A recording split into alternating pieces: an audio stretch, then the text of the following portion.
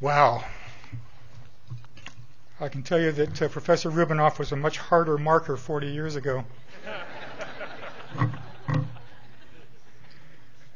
Chancellor Jackson, Chairman Morton, President Franklin, Professor Rubinoff, ladies and gentlemen, and last but by no means least on this day, graduates of Trent University. I thank you all very much for this great honor, and most of all for the opportunity to acknowledge the significant accomplishments of these men and women who are now graduates of Trent University. Give yourselves a hand.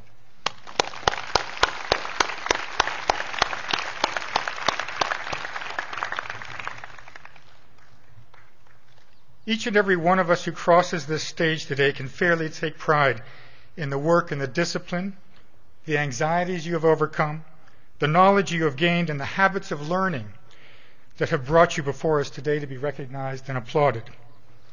You have accomplished much, and you are equipped to do much more because you have earned an academic degree of very high quality from an institution that I think is very special. Now, as we acknowledge your achievements, I would invite you to remember that each of us must admit that our accomplishments, no matter how well deserved, do not belong to us alone. This is your day. It is your courage we acknowledge. And yet I recognize that the honor that is bestowed upon me, for which I am sincerely grateful, is not mine alone. It is an honorary degree that honors my colleagues at the Vanier Institute of the Family, with whom I worked for more than 30 years. It honors my first teachers, some of whom are here today. It also honors a large collection of professional colleagues who taught me over the course of a long career as a social researcher, public policy analyst, and sometimes advocate.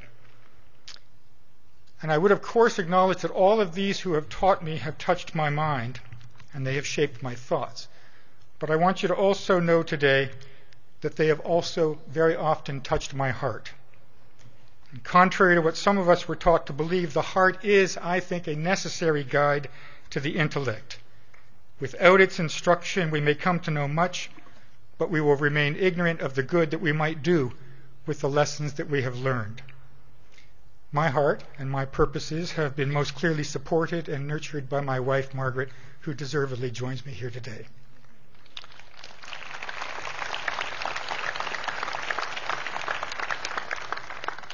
And now that I have asked you to indulge me so that I might say thank you to those who share the honor of this day with me, I would invite you to do the same.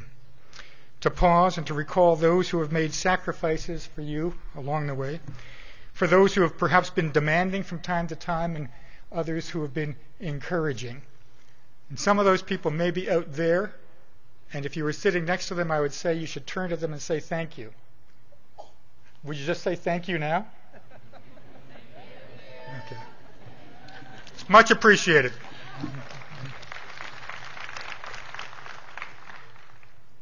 You've got the skills now to satisfy your needs and your professional ambitions, but I believe and I hope that at Trent you have acquired another skill of even more lasting significance and civic virtue.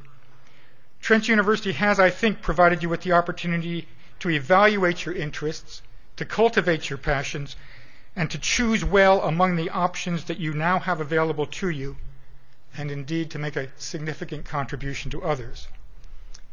I personally owe this place a lot, this institution of higher learning that was established under the leadership of its first president, Thomas B. Simons. Approximately 40 years ago, I arrived for an appointment at the president's office, which was just up there. 40 years ago, there were only about 1,000 students enrolled at Trent. It was a very small institution, to be sure, but nevertheless, President Simons and I had never actually met face to face until this meeting in his office. I had asked for the meeting because I wanted to solicit from him letters of support for my applications to graduate school. I was ushered into his office. He said, "Sit down, Mr. Glossop."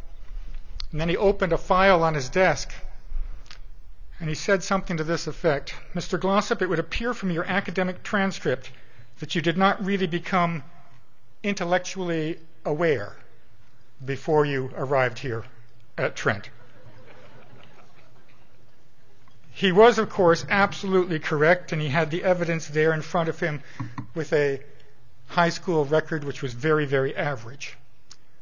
Trent University is now your alma mater, and Trent University woke me up. My opportunity to be treated as a member of an academic community that took itself seriously as such introduced me to a world of ideas. It also laid the basis for a belief that the search for knowledge is an honorable pursuit, and that the circumstances within which that search takes place can make huge and significant differences in the lives of individuals. My debt to Trent is huge, and I think you too will come to value this place, this academic home, more and more as the years pass. And I want finally to share two thoughts, two of those ideas that would, if I had to do it all over again, guide my mind and my heart.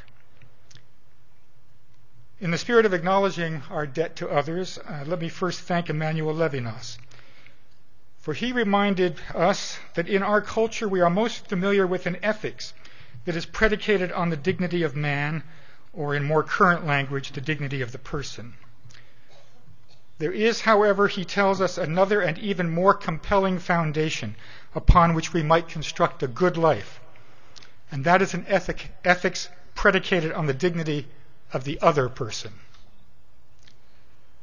The second lesson makes more immediate sense to those of us who are, as they say, in the twilight years of their lives, but I recommend it to those of you who are younger, because I do believe that had my predecessors and my age peers lived our lives in accordance with what Erik Erikson taught us about a generative culture, that we would have not have done as much damage to the physical environment that we leave to you, and indeed to the social infrastructure from which we, the baby boomers, benefited so much before sacrificing parts of our kinder and gentler heritage in order to protect our own immediate short-term interests.